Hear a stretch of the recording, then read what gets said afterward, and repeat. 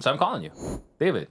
I'm doing 10 deals a month, and I'm making 100,000 plus a month, but I have nothing to show for it. What's the first thing you typically say to them? The first thing I typically say is that it's okay. Thank you for at least reaching out. Yeah. That's usually the first thing. People are embarrassed. They're Mhm. ashamed. They're taking coaching from amazing people that got them to those 10 deals because they are the deal maker. Mhm. They're the closers. They're the people that love the deal. And now they're sitting there embarrassed that I'm making 100,000. Like I've hit the goals. The thing that I told Steve I want to become this 100,000 person or 10 deals a month, and I have nothing to show for it. And so the first thing I'm usually saying is, hey, you're okay. No need to be embarrassed. Thank you for at least coming on this call.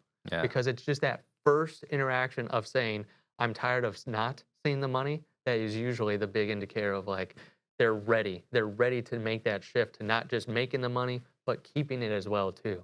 Yeah. So that's really the first thing I'm telling them is like, don't be embarrassed because we don't. This is not something that you're going to call Steve for, like, because you do the sales, you Mhm. do the making, the 10 deals a month. And there's not a ton of people out there that say, I have this course, and guess what? You're going to do the 10 deals a month, but I'm going to help you keep the money. Or like, Right. we hear the accountants and bookkeepers and like we start running. Like, even those words get me just like bleh, on the inside. Mhm. So it's like, there's not a lot on the side of actually keeping it. And I'm not just talking about CPAs and a tax perspective. I'm talking about true business money management, like actually being able to say, I'm making this money, but I also know where it's going. I know how I'm spending it. I know how I can increase it or decrease this or whatnot in order to make more and put more in my pocket and in the people that I care about, my employees, and making sure that they're taken care of too.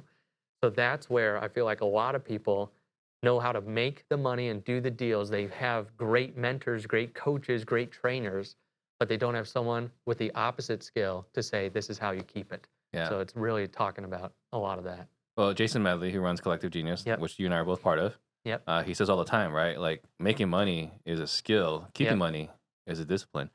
And I think that there's two things here. First, there's kind of like I want to say that the last 10, 15, maybe 20 years, we've become more used to saying like I'm not okay, right? Like mental illness for a very long time Right. is something that was frowned upon, like people look down on you and so on. And I think now it's okay to say like, hey guys, like I'm not okay. I need help, right? Right.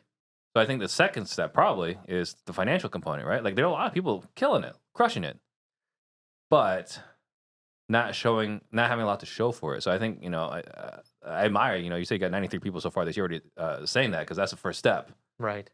in terms of turning that around.